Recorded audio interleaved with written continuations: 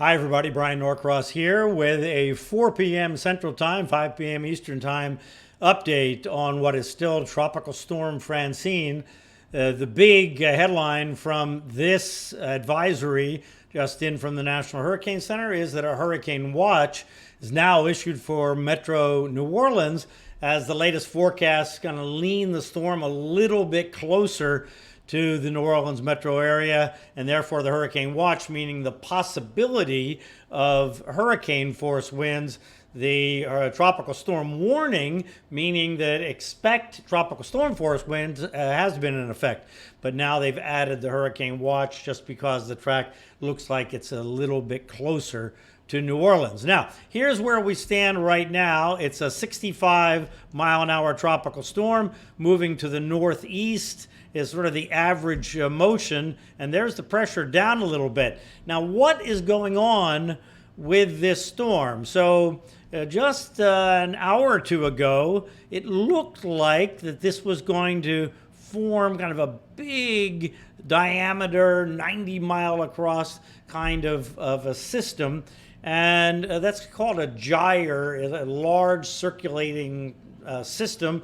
And when we get those kinds of systems, very often they don't consolidate easily. They don't wrap up easily. And so that slows any process of intensification. Not saying this couldn't become a hurricane, but it would be a slower process because it has to pull itself together into a more unified system. But now what is going on here? Because it looks like it's trying to form maybe an eye there even. But then you have to ask, okay, what direction is that eye moving? It looks for all the world like it's moving like this, so that means it might be rotating around something. So is it trying to form something up in here? And then there's this kind of vertical structure going here, which is reminiscent of the area of low pressure that was offshore of Texas that caused all the rain. So the point is that I don't think anything is going to happen quickly here.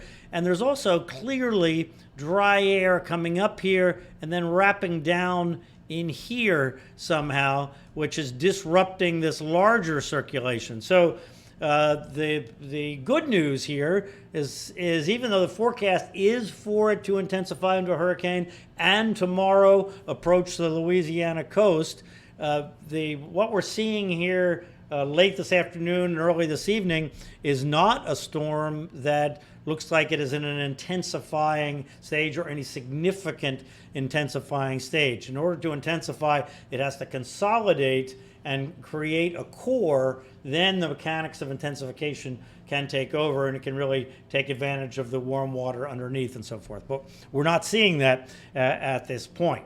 All right, let's look a little bit farther to the north. And what you see up here is this big area of rain that's already moving over the part of the New Orleans metro, over up toward Baton Rouge, New Iberia, Lafayette.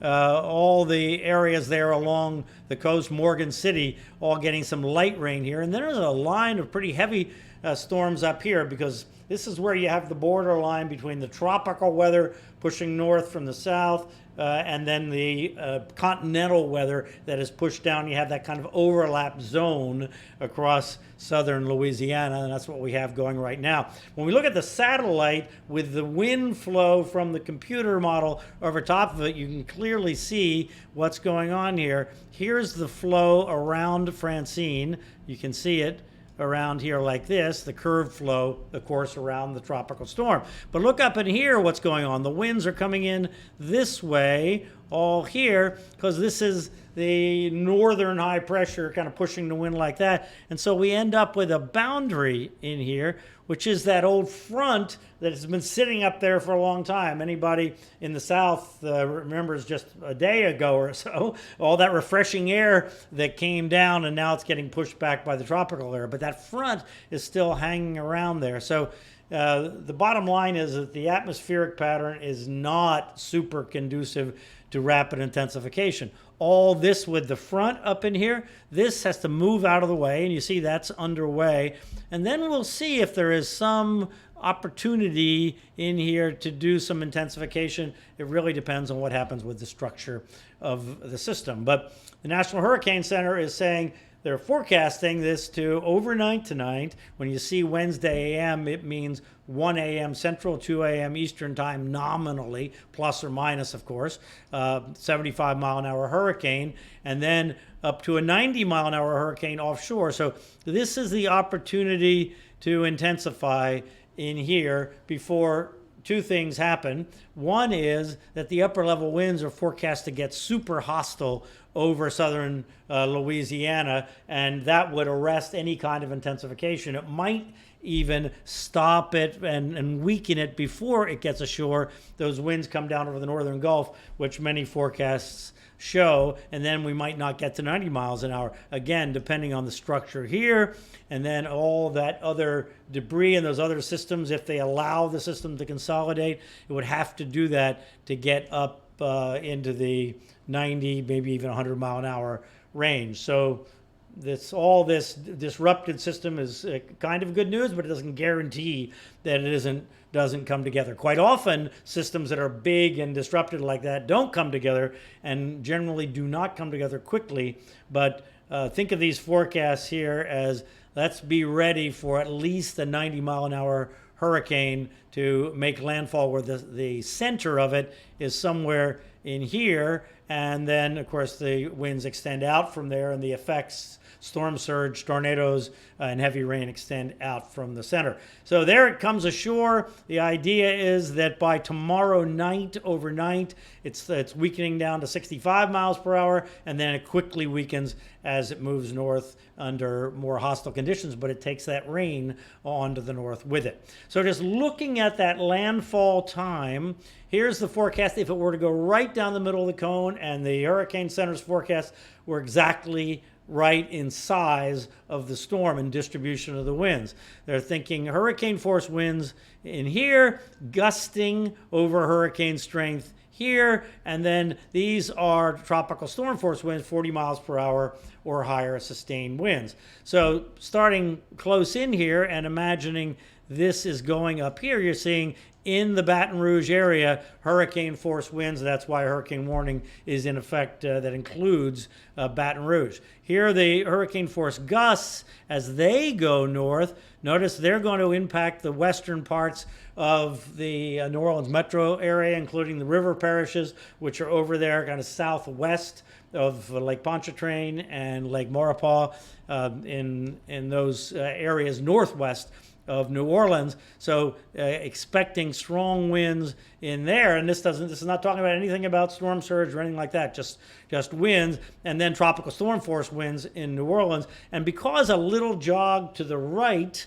puts these winds over top of New Orleans, hurricane watch goes in effect for New Orleans. So here are the models, and you see they're generally in the cone here, in the consensus, which is the one that is most reliable, right down the middle of the cone. That's what the Hurricane Center uses as the basis for the cone, so no surprises there. When we look at the uncertainty models, we see a little broader spread than we have seen the last few days. Gives us a little less confidence, first of all, in the timing. So here you are Thursday morning, nominally at 4 a.m.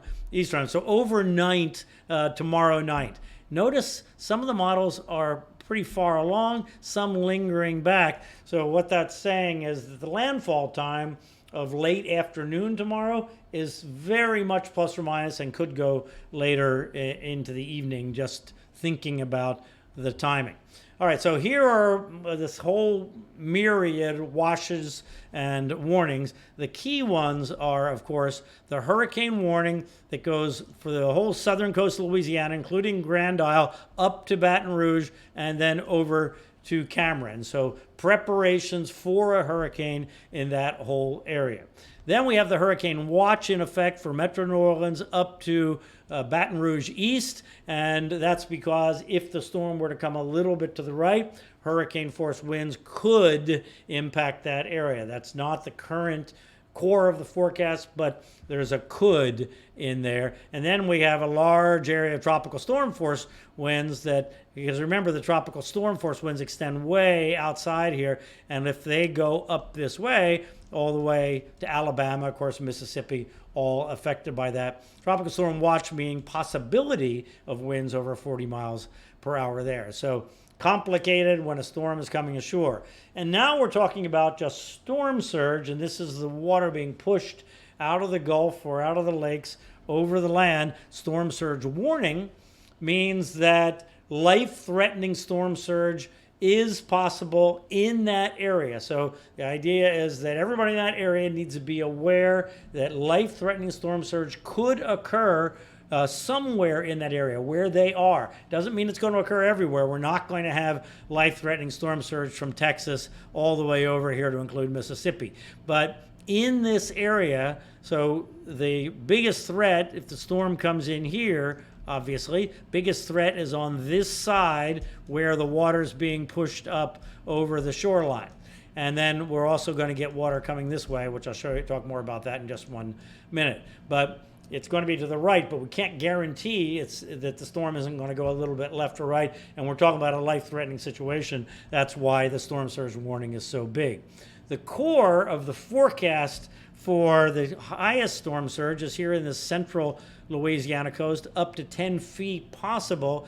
But it does look like this is probably going to come in about low tide. So you can take another 1.5 foot or 2 off of that for a maximum possible, in some part of that zone, maximum possible storm surge there. And then over around Grand Isle, again, take a 1 foot or 2 off for a maximum possible, say up to 5 or 6 feet there. And let's look at the New Orleans metro area here. So we talked about the Grand Isle area down here in Lower Plaquemines Parish, but then up in here, if the storm is over in here and you see what the winds are doing, the winds as it's approaching are coming like this.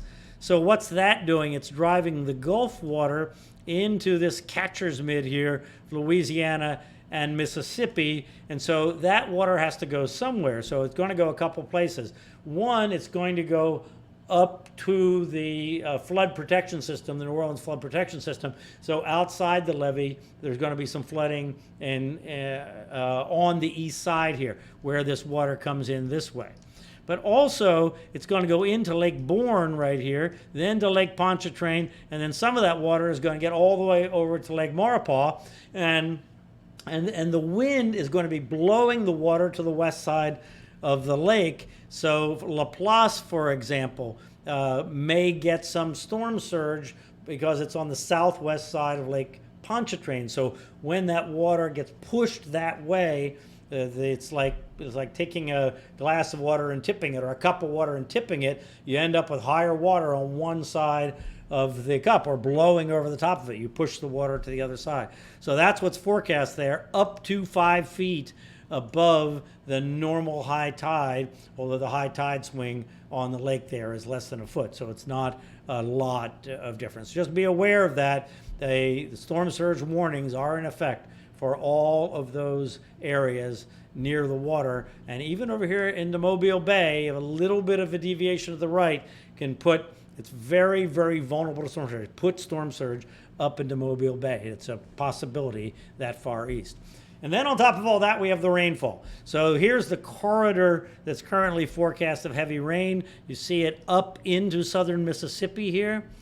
There we're talking about in the 5 to 8 inch range, some areas, isolated areas, up to a foot of rain. And remember, this is all very saturated ground from last week's rain, where there was up to a foot of rain. So, and all this rain that falls up here has to come down to the coast through one of the many rivers or into those lakes. Into just Lake Maurepas has 4 rivers that come down to it. Lake Pontchartrain, they all have rivers, and then there are the big rivers that go all the way down to the coast, including the Alachifalaya and the I've been doing this all day. The Pearl River and the Vermilion River and the Mississippi River, of course, all going down to the coast and all subject to some kind of flooding because of the tremendous amount of rain that's going to fall upstream, all to come downstream. And by the way, that's going to take a few days to happen. So what's going on in terms of steering it? Right now, it's being steered around this high, and this dip in the jet stream is just beginning to get it. But tomorrow, the dip in the jet stream will get it more and take it on toward Louisiana more quickly, and then it will move up here into the mid-south or the lower Midwest and just die out by the end of the week. So won't be around that long.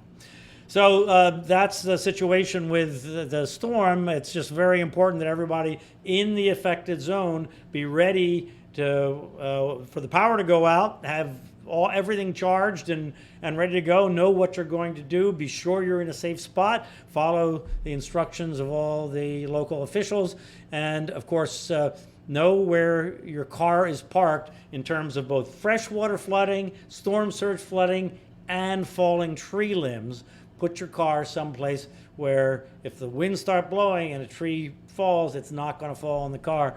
Worst thing, well, a lot of worse things, I guess, but terrible thing is to go through a hurricane and not have power and lose your car in the process. So take care of that. We'll be on Fox Weather, of course, with continuous coverage. If you're not sure how to get Fox Weather as your weather channel, then just go to foxweather.tv, and it gives you all the instructions. You can get live coverage for free on your phone, on your TV, on your computer, everywhere. foxweather.tv, and I'll see you there all day tomorrow, and the coverage will continue with full coverage all across the storm zone. All right, everybody, prepare well, and I'll see you tomorrow.